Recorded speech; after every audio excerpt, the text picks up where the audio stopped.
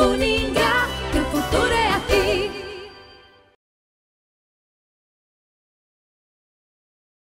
Olá, alunos. Sou o professor Eduardo Batista, da Teologia Pastoral, e agora nós vamos dar uma olhada sobre a importância da participação ativa daqueles que foram agregados aí pela igreja, assumidos pela igreja e hoje estão na centralidade, que são os leigos e leigas. Nós vamos ver que esse modo de ser igreja a partir da comunhão e libertação, que nós já fomos vendo ao longo desse caminho, ele se tornou uma grande expressão da eclesiologia e resumiu tudo aquilo que nós vimos sobre povo de Deus, diaconia, coinonia. Então, esse é o caminho que a eclesiologia foi alimentando o seu modo de ser igreja. Então, em uma igreja de comunhão e participação, que foi o todo que nós vimos até agora, ela deve criar aí a dignidade que se distancia daquilo que é uma igreja completamente sacramental. Então, por meio dessa nova concepção de povo de Deus, a ideia de privilégio, de autoridade superior, de dignidade se distancia completamente dos carismas e ministérios. E essa autoridade, esse poder deixa completamente de existir. A atuação ativa de todos, não somente da hierarquia, abriu-se para uma nova perspectiva da prática pastoral, que nós vimos bastante também. Então, fazer acontecer a igreja é permitir com que o todo participe. Eu acho que esse é o princípio básico da teologia pastoral. A gente faz uma ação concreta para que o todo participe ativamente. A gente promove um diálogo para que todos falem e apresentem as suas perspectivas. Então, fazer uma igreja de comunhão e libertação, e aí está o fundamento primeiro do Concílio Vaticano II, diálogo, comunhão e libertação. Isso, o estudante de teologia não pode esquecer jamais, tem que ficar para sempre gravado. Vaticano II, que, inclusive, todo o desenrolar da teologia será pautado por esse princípio, seja a teologia moral, seja a teologia canônica, toda a teologia vai ser pautada por esse princípio de diálogo, comunhão e participação. A atuação ativa de todos, não somente da hierarquia, abriu-se para uma nova gama de transformações na vida eclesiástica, evidentemente, não é? Então, nós hoje temos a oportunidade de sentarmos na mesma mesa, de partilharmos o mesmo pão e de nos tratarmos como irmãos, não como pessoas diferentes em níveis diferentes. Hoje, por exemplo, o Papa Francisco senta para escutar um teólogo. Hoje, os bispos sentam para escutar um teólogo. Então, veja que há essa grande mudança. E isso é muito importante, porque cada um tem as suas marcas históricas e traz as suas experiências, e são essas experiências que vão se somando como se fosse um tear de uma concha de retalhos, e assim vai se formando a teologia. É muito bonito pensar numa teologia que é formada de uma maneira artesanal. Isso não é tirar a ciência de foco, né? Tirar a ciência teológica, mas aí fazendo o processo como um todo, né? Então vai fazendo toda a construção. Diálogo e partilha são chaves para a unidade de todos os cristãos.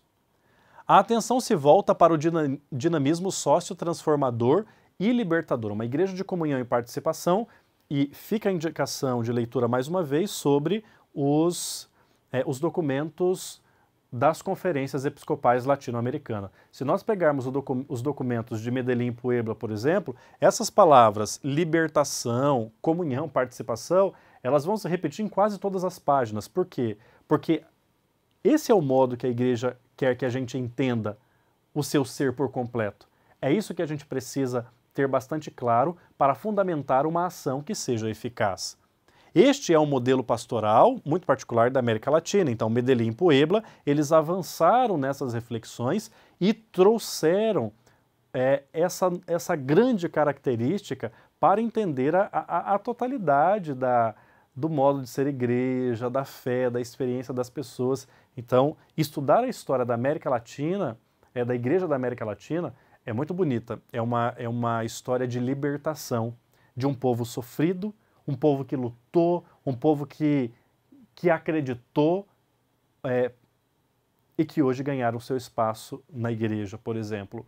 Mas isso também, na dimensão social e transformadora, padres, bispos, leigos e leigas que defenderam a fé, que defenderam princípio sociotransformador, que não tiveram medo, que foram ameaçados e que até foram mortos e são considerados mártires da igreja por defenderem a causa dos pequenos e pobres. Então, a história da América Latina é formada pelo sangue, mas o sangue dos mártires é sempre semente para novos cristãos. Esse é o princípio básico da história da América Latina. A vida em comunidade será o modelo a ser seguido nessa perspectiva pastoral. Então, nós vimos as comunidades de base, mas também existiram e existem até hoje os círculos bíblicos, os grupos de reflexão, onde as pessoas se reúnem para debater a teologia, às vezes até de um ponto mais simples, da fé popular, daquelas pessoas que pouca leitura têm e que sabem muito dizer sobre a experiência da igreja. Então, nós que somos líderes de igreja e que ouvimos muita gente, que conversamos com muita gente, em que muita gente nos procura, a gente acaba ouvindo experiências muito simples, que se a gente fosse entendê-las a partir da dimensão teológica, dos seus estudos mais a fundos, a gente não encontraria, mas na fé simples das pessoas, todo o conteúdo se resume naquilo que elas vivem. Então, acho que essa é a parte mais bonita da teologia pastoral, que é estar em contato com a ação concreta para fazer com que seja transformadora. Quando a gente entende isso, a gente começa a mudar o nosso jeito de pensar, os nossos conceitos, tanto em relação à igreja, como também em relação ao mundo. Aceita a diversidade, aceita o diferente, e é isso que vai transformando a vida da instituição e da igreja. E por que é importante a participação das pessoas? Nós falamos tanto aqui de participação ativa, de planejamento conjunto, de metodologias que visam o povo de Deus, a própria sabedoria popular. Então, o movimento de leigos e leigos que atua dentro da igreja e nos diversos lugares em vista da transformação do mundo, tornou-se esse impulso de renovação. Então, por que é importante, por que traz eficácia na participação? Porque ele gera transformação. Então, onde há participação ativa, há também a transformação da eclesiologia. Onde há investimento pastoral nos carismas e ministérios, há transformação no modo de ser igreja. Outra coisa importante da participação das pessoas ativamente é a corresponsabilidade entre todos que promovem uma igreja em serviço de comunhão e libertação. Então, esse espírito da corresponsabilidade, ele é tão importante porque ele faz gerar movimento. Ele gera movimento, gera crença, gera fé e vai chegar no objetivo final, que é a conversão. Quanto mais pessoas a gente aderir a partir da experiência da corresponsabilidade, muito mais a igreja será viva, muito mais a igreja será eficaz. Os leigos devem participar de tudo, né? Nós já falamos também disso, das tomadas de decisões, de tudo aquilo. Essa nova perspectiva permitiu elaborar uma nova pedagogia da vida eclesial. Todos se tornam sujeitos de participação ativa. Então, ou participam ativamente, ou então não tem sentido de valorizar carismas e ministérios. A igreja se torna muito mais dinâmica, muito mais aberta, muito melhor, né? Então, as funções e responsabilidades se distanciam segundo os talentos e carismas de cada um. Então, cada um tem o seu carisma e o seu ministério. São diferentes? São muito diferentes. Existem concepções diferentes? Existem, doutrinas diferentes, pessoas diferentes, que vieram de culturas diferentes, que têm marcas diferentes da sua própria história. Porém, as funções e responsabilidades, elas, por mais que estejam distanciadas, porque cada um tem o seu carisma e o seu ministério, mas elas se tornam comum porque o objetivo é comum. É por isso que não dá para pensar na igreja sem pensar na comunhão. A comunhão é o princípio que une a totalidade da instituição. Então, Cada um com a sua responsabilidade, cada um com o seu dinamismo, é isso que faz a igreja. Então, a partir da participação das pessoas, nós temos uma pedagogia solidária. Então, aqui não é uma pedagogia opressora, não é uma pedagogia daquele que vai oprimir. Nós temos uma pedagogia que faz crescer a pessoa, que faz ser solidária com todos aqueles que vivem os carismas e ministérios, com todos aqueles que são leigos e leigas, até mesmo com os ministros ordenados, por que não?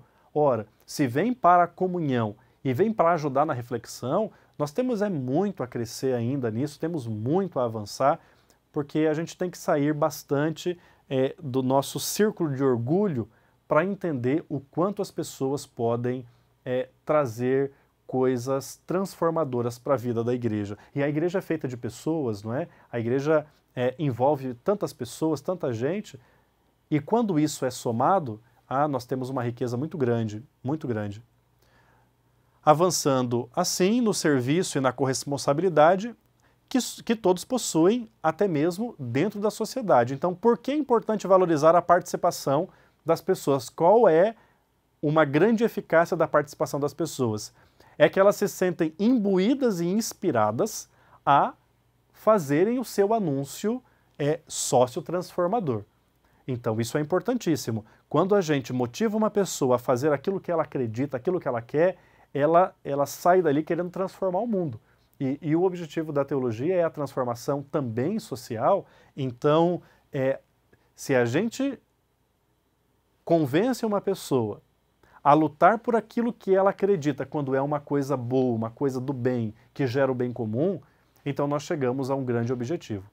Então, é isso que deve fazer a eficácia. A eficácia é exatamente nesse ponto, de permitir uma pedagogia solidária para que haja esse grito libertador. Quando isso é visto a partir do oprimido, dos mais pequenos e marginalizados, esse objetivo se torna muito maior ainda. Então, a igreja sai da sua zona de conforto ou das suas riquezas e vai oferecer isso que ela possui para aqueles que mais sofrem, para aqueles que são mais oprimidos e faz crescer, traz ao centro, pedagogia solidária. Esse é o caminho para a participação e quando há eficácia, então chega-se a esses resultados. Como palavras de inspiração, esse também é um documento que não tem como fazer teologia hoje sem ler os documentos do Papa Francisco. E por quê? Porque o Papa Francisco ele tem uma importância muito grande para o desenvolvimento do modo como a igreja se vê hoje, né? Então, o Papa Francisco, quando assume o pontificado em 2013, ele escreve a Evangelii Gaudium e esse texto que ele propõe para todos os cristãos, para todos aqueles que querem acompanhar o seu pensamento, que acreditam no Papa, ele escreve de uma maneira muito simples, com uma simplicidade muito grande, mas com uma profundidade muito grande. E a proposta do Papa Francisco, isso não significa que os outros que vieram antes dele, mesmo após o Vaticano II, que não insistiram na vivência do Vaticano II. Mas o Papa Francisco, por ter uma experiência latino-americana, que ele vem desse contexto latino-americano, inclusive é o Papa Francisco, o cardeal Bergoglio, né, que escreve o documento da 5ª Conferência Episcopal Latino-Americana, que é a Conferência de Aparecida em 2007, ele é o redator do texto da época, ele tem nas suas marcas históricas a experiência da América Latina, da Igreja da Libertação, tudo isso que nós vimos até aqui. Então, quando ele escreve esse documento, ele diz, olha, gente, nós vivemos o concílio, que bom, mas muita coisa está adormecida. Já passaram alguns anos e o concílio continua adormecido. Então, nós precisamos fazer com que o concílio seja ativo. E aí, há uma reformulação na Cúria Romana, há uma reformulação no modo de fazer a pastoral. O Papa Francisco dá uma autonomia nunca visto antes para as conferências episcopais. Por exemplo, as conferências episcopais podem tomar decisões sem passar pelo Vaticano. Algumas decisões, dependendo da ordem e do grau, podem ser tomadas pelo próprio bispo diocesano. O Papa Francisco deu essa autonomia para dizer o quê? Ora, eu sou o Papa, mas eu sou o bispo de Roma, eu tenho as minhas preocupações. O bispo de outra região é o bispo de lá, ele deve decidir algumas coisas sem que isso passe pelo Vaticano, sem que isso passe por mim, porque ele tem mais competência para entender a sua própria realidade. Então, quando o Papa faz isso nesses escritos e nesse documento, ele, mais uma vez, ele continua aquela abertura da janela que o Papa João XXIII teria feito do adornamento e aposta nessa vivência da diaconia e da coinonia, uma igreja servidora para o povo de Deus. E é por isso que ele diz, em virtude do batismo recebido, cada membro do povo de Deus tornou-se discípulo missionário. Veja que essa expressão é uma expressão completamente da Quinta Conferência Latino-Americana de Aparecida, que foi ele quem redatou o texto, então ele trouxe essa experiência para a Igreja Universal. Então, discípulos missionários, cada um dos batizados, independente da própria função na igreja ou do grau de instrução de sua fé, é um sujeito ativo de evangelização e seria inapropriado pensar num esquema de evangelização realizado por agentes qualificados, enquanto o resto do povo fiel seria apenas receptor das suas ações. Tudo isso que o Concílio propôs e que nós tratamos nas nossas aulas aqui, o Papa Francisco resume aqui no número 120 da Evangelii Gaudium, dizendo que todo povo é importante para a ação da igreja, que todo povo é agente qualificado, não só aqueles que tiveram uma qualificação formal, mas todo povo é agente qualificado para a transformação das realidades. Então, uma igreja servidora, uma igreja que se coloca, que se projeta diante das pessoas, é isso que faz a eficácia na participação, e foi isso que nós vimos na aula de hoje.